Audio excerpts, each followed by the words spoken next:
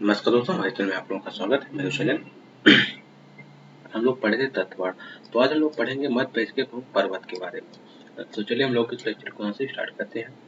देखते हैं, भारत का हिमालय प्रदेश मध्य प्रदेश छत्तीसगढ़ के प्रायद्वीपीय पठार का भाग है। इसी कारण इसका निर्माण पठार तथा नदी घाटियों के साथ साथ पर्वतीय संरचनाओं से हुआ है। प्रदेश के प्रमुख पर्वत श्रृंखलाएं निम्नलिखित है। देखिए कौन सा, पहला कौन, विंध्य पर्वत पर विंध्याचल पर्वत है ना। प्रदेश का सर्वाधिक प्राचीन पर्वत के साथ साथ भारत के हिमालय पर्वत से भी प्राचीन यह पर्वत उत्तरी भारत को दक्षिणी भारत से अलग करता है। यह एक धनसी पर्वत है जो कि मालवा पठार के दक्षिण तथा नर्मदा नदी के उत्तर में स्थित है। इसका निर्माण सिलिका, सिंट बलुआ, लाल पत्थर तथा क्वार्ट्ज से हुआ है। विंध्याचल पर्वत की प्रदेश के मालवा क्षेत्र में सर्वोच्च चोटी सिगार की चोटी 881 मीटर है, जो कि मालवा क्षेत्र में स्थित है।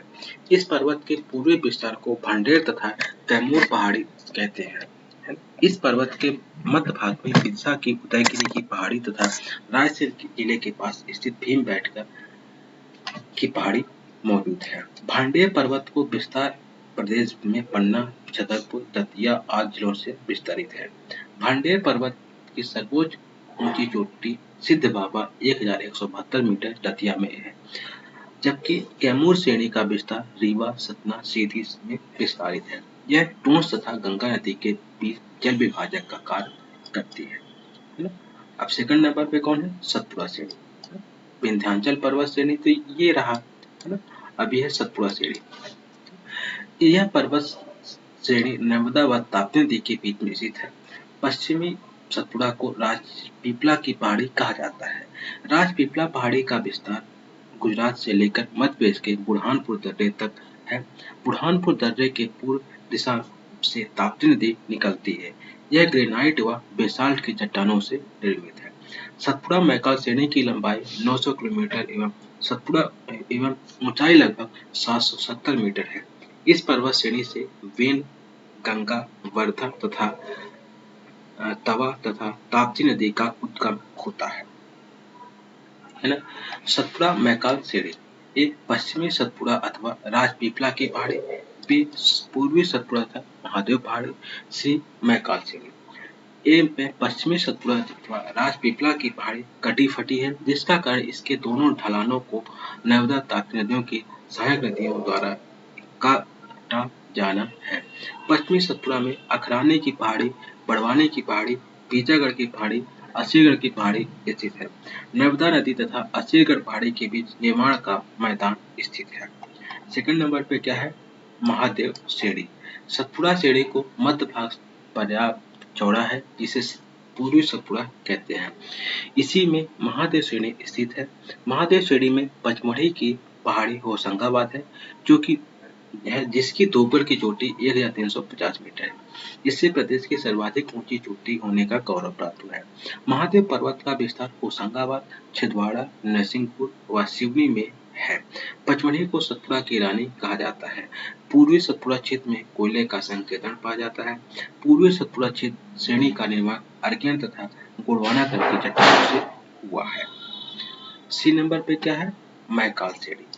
मैकाल श्रेणी है ना, एक सतपुड़ा श्रेणी का पूर्वी विस्तार सर्वाधिक चौड़ा है, जिसे मैकाल श्रेणी के नाम से जाना जाता है, जो कि अर्धचंद्राकार में उत्तर से दक्षिण दिशा में विस्तारित है। मैकाल श्रेणी का अधिकांश भाग अब छत्तीसगढ़ में स्थित है। यह श्रेणी अधिकांशतः सघन वनों से आच्छादित है, मतलब घिरा हुआ है। यहाँ से विभिन्न दिशाओं में बहने वाली अनेक नदियों का उद्गम होता है।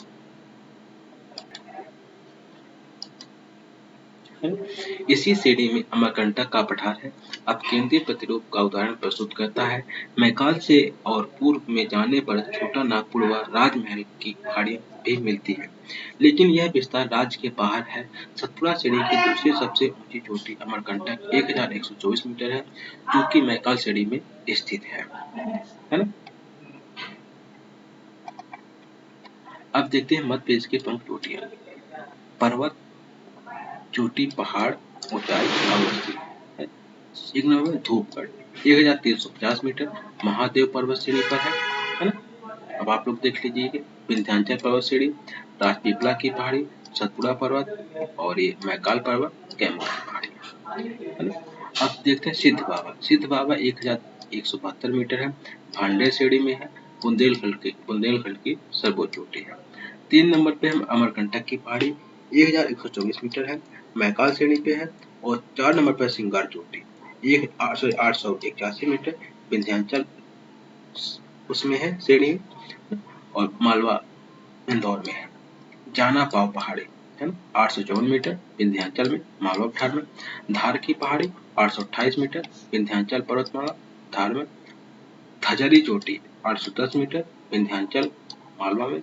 और गुडविल चोटी 752 मीटर, विंध्याचल, दमोह, है ना। तो अब देखते हैं मध्य प्रदेश की जलवायु।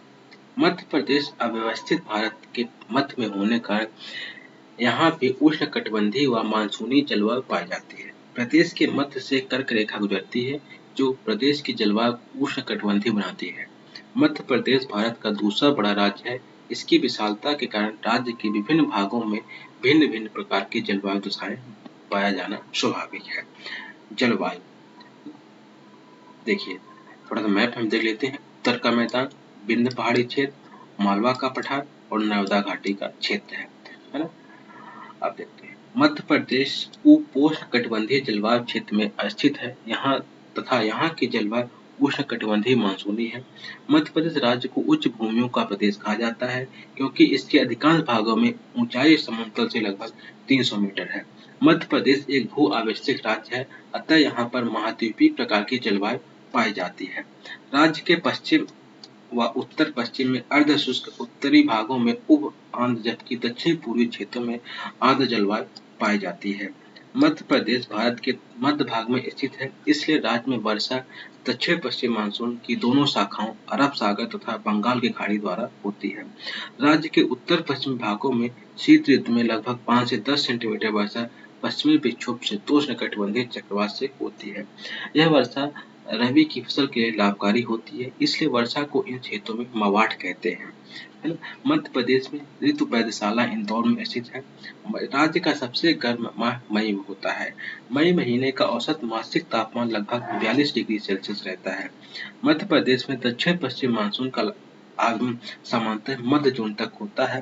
राज्य के दक्षिण तथा दक्षिण एवं पूर्वी भागों में सामान्यतः 12 जून तक वर्षा आरंभ हो जाती है ना। राज्य के पूर्वी तथा दक्षिण पूर्वी क्षेत्रों में अधिकांश वर्षा बंगाल की खाड़ी की शाखा से, जबकि उत्तर पश्चिम एवं मध्यवर्ती क्षेत्रों में दोनों शाखाओं अरब सागर तथा बंगाल की खाड़ी द्वारा वर्षा प्राप्त होती है। दक्षिण पश्चिम मानसून का प्रभाव मध्य प्रदेश में मध्य अक्टूबर तक रहता है, इसलिए राज्य में मध्य जून से मध्य अक्टूबर का काल वर्षा ऋतु या दक्षिण पश्चिम मानसून का काल कहलाता है। 82.1/2 डिग्री पूर्वी देशांतर आयष्टिक मध्य प्रदेश के पूर्वी सीमांत जिला सिंगरौली से गुजरती है। 21 जून को सूर्य कर्क रेखा पर लंबवत चमकता है। इस समय उत्तरी गोलार्ध पर तापमान बढ़ जाता है। रीवा पन्ना के पठार में दक्षिण पूर्वी मानसून से भी वर्षा होती है। 2008-2012 में सर्वाधिक तापमान गंज बसौदा तथा 2013 में छतरपुर जिले के खजुराहो व नौगांव में दर्ज किया गया। प्रदेश में औसत वर्षा 117 सेंटीमीटर 2019 में हुआ था। सर्वाधिक वर्षा होशंगाबाद के पचमढ़ी में 199 सेंटीमीटर तथा न्यूनतम वर्षा भिंड में 55 सेंटीमीटर होती है। 75 सेंटीमीटर से कम औसत वर्षा वाला क्षेत्र पश्चिमी क्षेत्र है, जबकि पूर्वी क्षेत्र में 140 सेंटीमीटर औसत वार्षिक वर्षा होती है। अब देखते हैं मध्य प्रदेश में सामान्यतः 3 ऋतुएं होती हैं। कौन कौन सी? ग्रीष्म ऋतु, वर्षा ऋतु और शीत ऋतु। पहले देखते हैं ग्रीष्म ऋतु को। इस ऋतु को प्रदेश को यूनाला कहा जाता है। क्या कहा जाता है? यूनाला कहा जाता है। मध्य प्रदेश में मई माह में चलने वाले गर्म हवाओं को लू कहा जाता है। मध्य प्रदेश में सर्वाधिक तापमान मई माह में होता है। मध्य प्रदेश में न्यूनतम तापमान जनवरी माह में होता है। मध्य प्रदेश का वार्षिक औसत तापमान 33 डिग्री सेल्सियस होता है। मध्य प्रदेश का सर्वाधिक औसत तापमान वाला स्थान खजुराहो 49.2 डिग्री सेल्सियस, गंज बसौदा 48.9 डिग्री सेल्सियस है। न्यूनतम औसत तापमान वाला स्थान पचमढ़ी 31 जनवरी 2021 है। वर्षा ऋतु इस ऋतु को प्रदेश में चौमासा कहा जाता है। प्रदेश में वर्षा बंगाल की खाड़ी और अरब सागर दोनों ही शाखाओं से होती है। मध्य प्रदेश में सर्वाधिक वर्षा वाला स्थान पचमढ़ी 199 सेंटीमीटर है। न्यूनतम वर्षा वाला जिला भिंड 55 सेंटीमीटर है। मध्य प्रदेश में औसत वर्षा 117 सेंटीमीटर 2019 होती है। शीत ऋतु इस ऋतु में को प्रदेश में सियाला कहा जाता है। शीत ऋतु में पश्चिमी विक्षोभ के कारण होने वाली वर्षा को मवाट कहा जाता है। प्रदेश में सर्वाधिक सर्दी जनवरी माह में गिरती है। शीत ऋतु में प्रदेश का औसत तापमान 18 डिग्री सेल्सियस होता है ना? तो हम लोगों ने आज के लिए पढ़ लिया है ना? मध्य प्रदेश के प्रमुख पर्वत और हम लोगों ने क्या पढ़ा है? मध्य प्रदेश की जलवायु। तो अब मैं इस लेक्चर को यहाँ समाप्त करता हूँ। हमारे चैनल को सब्सक्राइब कर लीजिएगा और इस चैनल को ज़्यादा से ज़्यादा लोगों तक शेयर कर दीजिएगा। इस वीडियो को धन्यवाद।